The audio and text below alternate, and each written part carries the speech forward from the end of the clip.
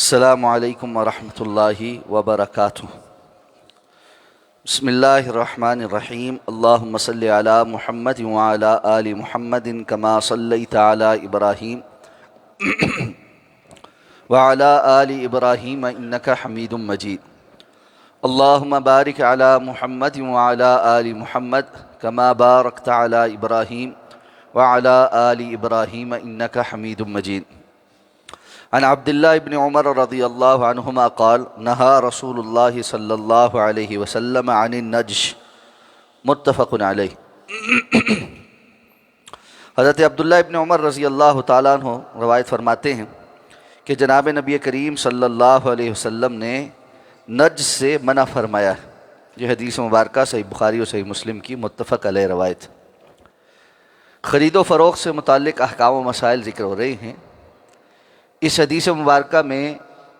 یہ بیان ہوا ہے کہ آپ صلی اللہ علیہ وسلم نے نجش سے منع فرمایا۔ نجش کہتے ہیں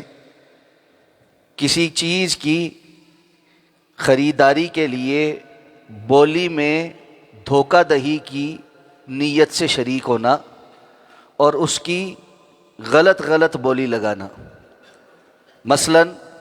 کوئی بندہ اپنی چیز بیچ رہا ہے اور وہ یہ چاہتا ہے کہ اس کی چیز زیادہ قیمت پر بک جائے، تو ایسے میں وہ کچھ لوگوں کو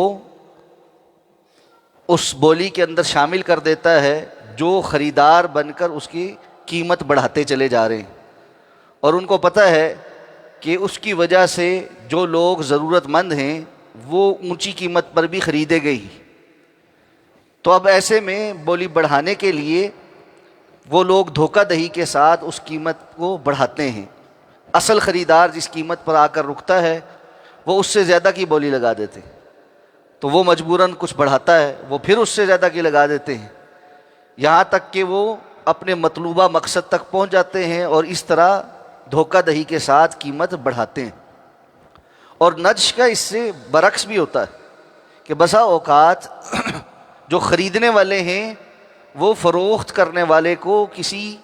تھوڑی قیمت پر مجبور کرنا چاہتے ہیں، تو وہ بھی دھوکہ دہی کے ساتھ کچھ لوگوں کو شامل کرتے ہیں، تو جیسے ہی بولی لگنی شروع ہوتی ہے تو ارد گرد سے خریدار جو ہے وہ بہت چھوٹی بولی لگانا شروع کرتے ہیں، اور اس کے دیکھا دیکھی اس وقت کا جو بازار ہے اس پر اثر پڑتا ہے، اور جو حقیقی خریدار ہے وہ سوچتا ہے کہ شاید اس وقت مناسب نہیں ہے اس چیز کو اتنی قیمت پر خریدنا جو اس کی اصل قیمت ہوتی، اور اس کے نتیجے میں وہ لوگ انتہائی تھوڑی قیمت پر وہ چیز خرید لیتے ہیں۔ تو دونوں طرح سے ایسی بولی لگانا جو دوسرے کو دھوکے اور فراڈ میں مبتلا کریں، اور بولی لگانے والوں کا مقصد اصل خریداری نہیں ہے بلکہ قیمت کا زیادہ کرنا یا کم کرنا مقصود ہے، تو ایسا کرنا حرام ہے۔ شیخ ابن عثیمین رحمہ اللہ نے اس حدیث مبارکہ کی شرح میں یہ بات بھی بیان کی ہے کہ اس سے مراد یہ نہیں ہے کہ اگر کوئی بندہ اس وجہ سے زیادہ قیمت پر خرید لے گا، ظاہر بات ہے اس کو معلوم نہیں ہے کہ بہت سارے بولی لگانے والے وہ جھوٹی بولی لگا رہے ہیں، پھر بھی وہ زیادہ قیمت پر خرید لیتا ہے کہ اس کو وہ چیز ضرورت ہے، تو اس خریدنے والے کے لیے وہ بے جائز ہے، حرام نہیں ہے، اس کا معاملہ ٹھیک ہے۔ معاملہ گناہ گاری کا اور حرمت کا ان لوگوں کے لیے جنہوں نے دھوکہ دیا ہے، اور اگر اس معاملے میں خریدار دھوکہ دے رہا ہے کہ وہ کم بولیاں لگوا رہا ہے تاکہ وہ ایک بہت تھوڑی قیمت پر خرید لے، تو بیچنے والے کا کوئی قصور نہیں، جو خریدنے والے ہیں گناہ ان پر ہے اور ان کے لیے یہ حرام ہوگا، لیکن بیع اپنی جگہ درست ہوگی۔ تو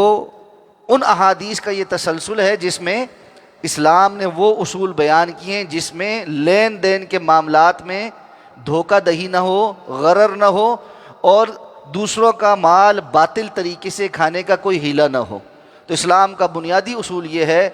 کہ لا تأکلوا اموالکم بینکم بالباطل،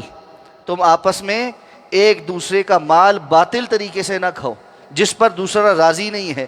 وہ زبردستی ہو، وہ دھوکہ دہی کے کسی طریقے کے ساتھ ہو، یہ سب کچھ ناجائز ہے۔